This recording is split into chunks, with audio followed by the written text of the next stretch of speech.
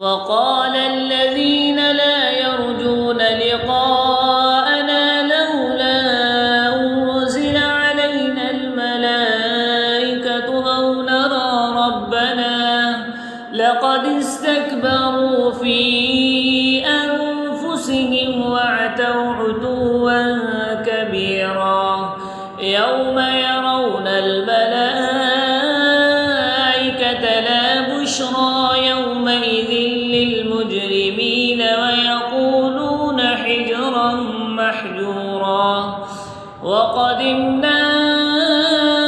إلى ما عملوا من عمل فجعلناه هباء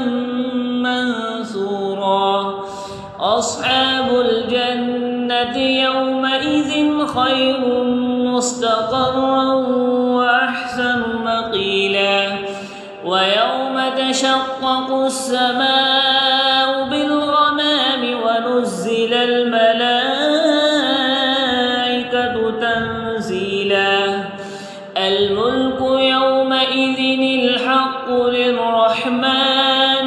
وكان يوما على الكافرين عسيرا ويوم يعض الظالم على يديه يقول يا ليتني اتخذت مع الرسول سبيلا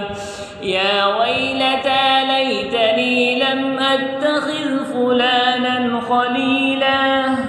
لقد أضلني عن الذكر بعد إذ جاءني